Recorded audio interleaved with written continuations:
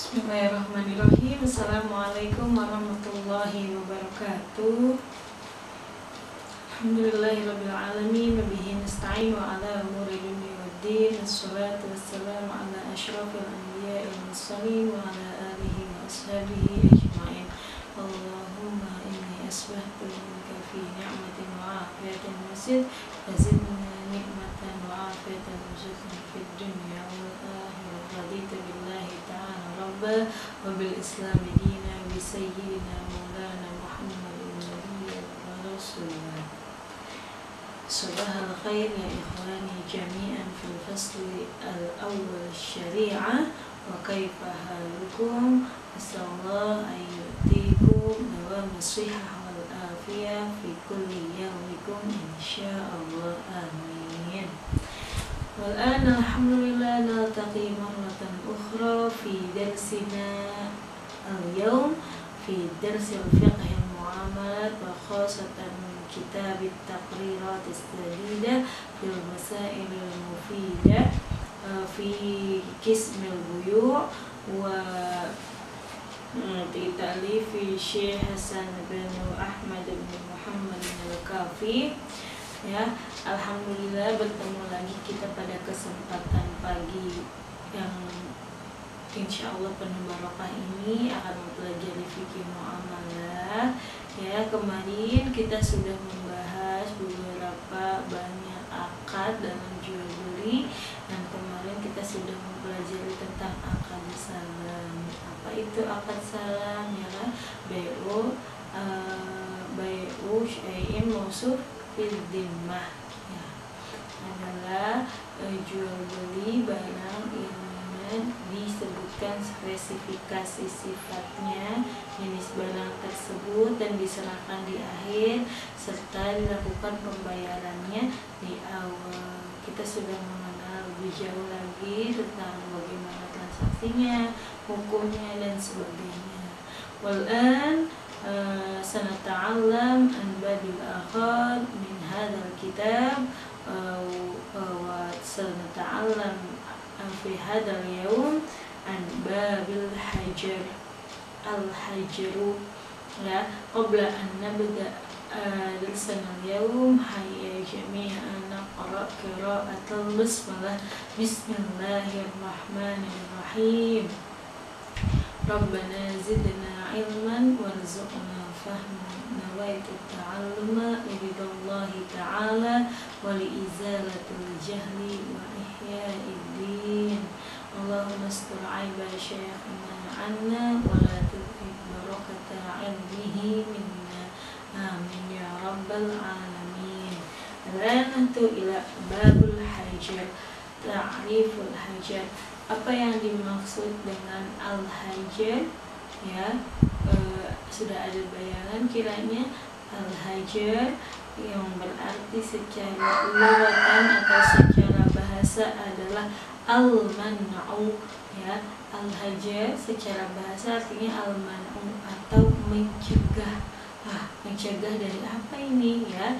Jadi al-hajar ini sendiri bermakna adalah secara syar'an al-man'u min tasarrufin khasin li sababin khas, yaitu mencegah seseorang dari mengelola hartanya atau dari mentransaksikan hartanya ya pada transaksi-transaksi tertentu bisa babin khosin, dikarenakan ada sebab-sebab tertentu yang menjadikan dia dicegah atau dilarang untuk mengelola dan mentransaksikan hartanya pada transaksi-transaksi tertentu. Nah, jadi al-hajar ini adalah suatu keadaan di mana seseorang itu dicegah atau dilarang mengelola, mengendalikan, mentransaksikan hartanya pada transaksi-transaksi tertentu yang dikarenakan sebab-sebab tertentu ya. Nah, kenapa adanya hajar ini kembali lagi kepada adanya kemaslahatan baik untuk dirinya sendiri ataupun untuk orang lain ya. Bisa difahami sampai sini. Wal ashqasul ladzina yuhjaru 'alaihim alaihim thamanina. Dan orang siapa saja sih, apa sih maksudnya yang dicegah itu? Ada 8 golongan orang-orang yang dicegah dari atau yang dilarang untuk mentasarrufkan hartanya ya, karena sebab-sebab tertentu. Itu ada 8 ya. Dan kemudian al-aslu fihi, dalilnya adalah berangkat dari dalil ini maka ada yang dinamakan dengan al-hajar. Al-aslu fihi qauluhu ta'ala fa in kana alladhi 'alaihi al-haqqu safihan aw dha'ifan aw la yastati'u an yamilla huwa falyumlil waliyuhu bil 'adl. Dalilnya adalah barang jika yang berkepentingan itu bodoh, lemah, atau tidak mampu mengatur kepentingannya, maka hendaklah diatur oleh walinya yang adil. Maka pelarangan ini kepada orang-orang yang 8 golongan ini bisa diwakilkan kepada walinya, seperti itu. Nah, kemudian dilanjutkan kepada aqsam, siapa aja 8 golongan orang-orang yang al-mahjur alaihim. Aqsam al-mahjur alaihim, jadi adalah orang-orang yang dilarang mentasarrufkan atau mengelola hartanya ya untuk tasarruf tertentu. Digolongkan menjadi 2 karena 2 faktor ya. Yanqasimuna ila qismaini. Al-awwal qismun yuhjaru alaihim limaslahati anfusihim, watsani qismun yuhjaru alaihim limaslahati ghairihim. Yang pertama adalah golongan orang-orang yang dilarang mentasarrufkan hartanya limaslahati anfusihim, karena untuk kemaslahatan dan kebaikan diri mereka sendiri. Ya, yaitu ada 3. Yang pertama adalah as-sabi atau bayi ya, bayi, wal majnun, wal adalah orang gila, wasafi dan adalah as-safi orang yang bodoh. Qismun yuhjaru alaihim limaslahati. Kemudian yang kedua adalah golongan yuhjaru alaihim, orang yang dilarang limaslahati ghairihim, untuk kebaikan dan kemaslahatan orang lain.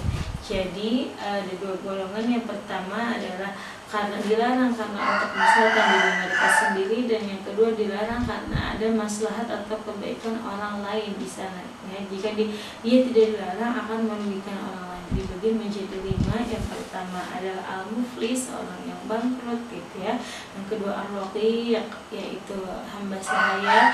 Yang ketiga adalah al-murtad, orang yang keluar dari Islam. Yang keempat al-marid, yaitu orang yang sakitnya dengan kriteria tertentu. Dan kemudian ada ar-rahin, adalah orang yang menggadaikan barangnya ya.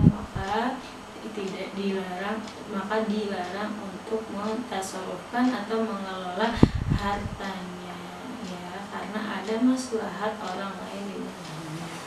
Oke, kita akan membahas yang pertama adalah qismun yuhjaru alaihim limaslahati ghairihi, limaslahati anfusihim. Jadi orang yang dilarang mentransaksikan hartanya karena faktor kemaslahatan untuk diri sendiri. Yang pertama as-sabi.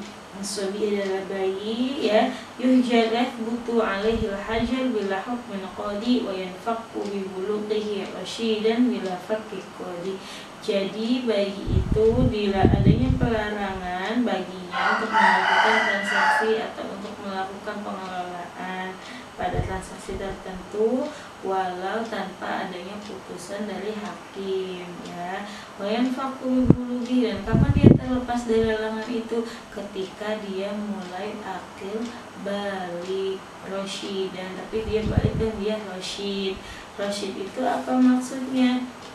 Rasyid di sini adalah memiliki kecakapan pada aspek keagamaan dan aspek muamalah atau transaksi harta. Jadi dia itu yaqdiru ala tasarrufi malihi wa dinihi, seperti itu. Nah, jadi kalau misalkan bayi itu sudah memulai masuk usia balik dan dia rasyid ya, mempunyai kecakapan dalam bertransaksi dan melakukan ibadah agamaannya, maka dia terlepas dari pelarangan bertransaksi atau mengelola hartanya. Nah, tetapi kalau misalkan dia sudah memasuki usia balik tetapi dia belum rasyid, maka dia masih dihukumi mahjur alaih atau dilarang baginya mengelola hartanya dan diwakilkan kepada walinya.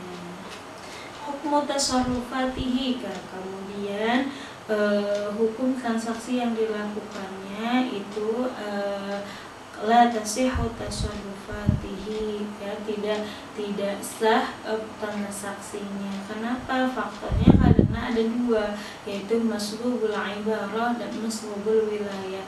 Maslubul ibarah ini maksudnya apa? Karena dia perkataannya ya belum diakui secara syariat, entah itu dari aspek muamalah ataupun dari aspek dini.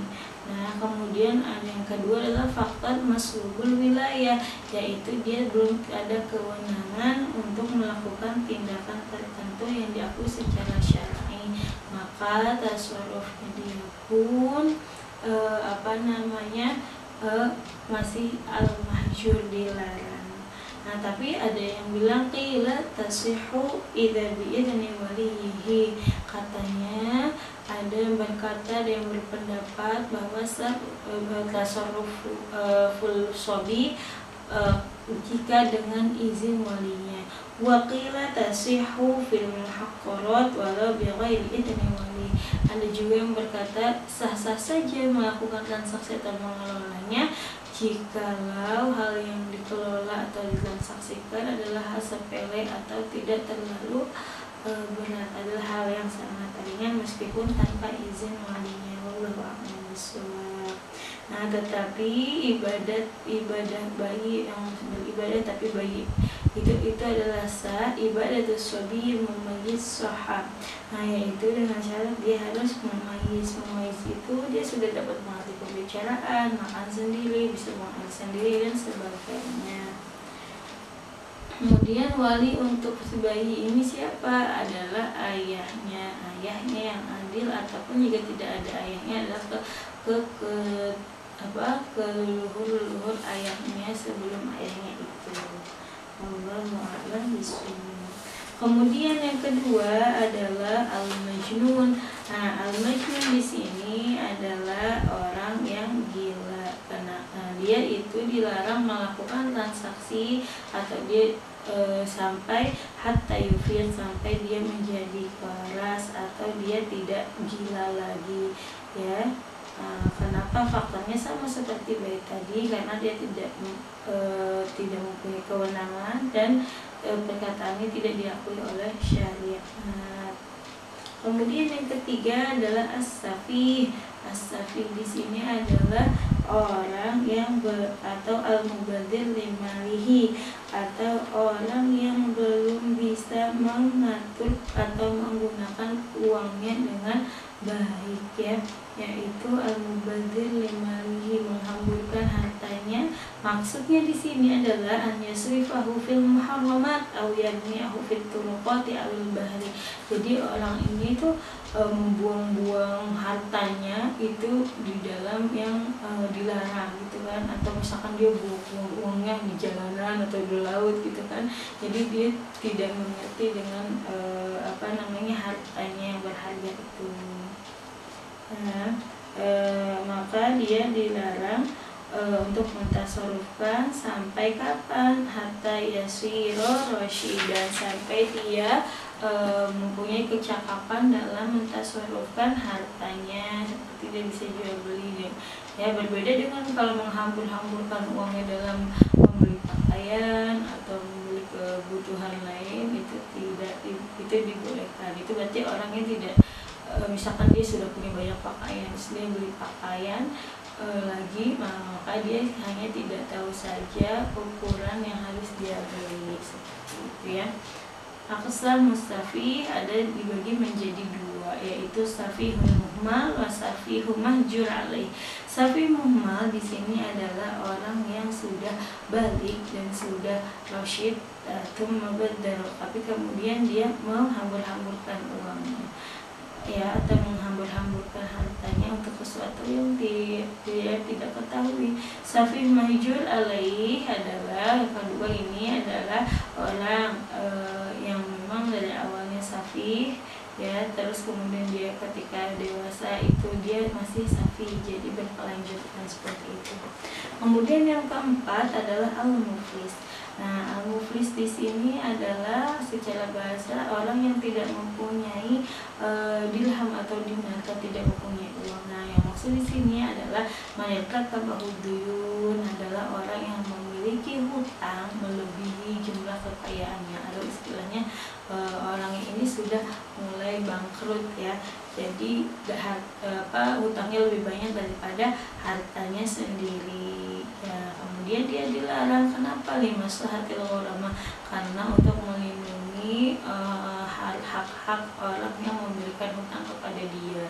Jika dia menghambur-hamburkan, hak orang lain akan dirugikan, seperti itu. Nah, kemudian syarat al-muflis ini dilarang adalah kalau misalkan ad-duyun aktsar min malihi, ya, jadi hutangnya lebih besar daripada hartanya, dan hutangnya merupakan hutang yang terikat dan harus dibayarkan kepada manusia lainnya.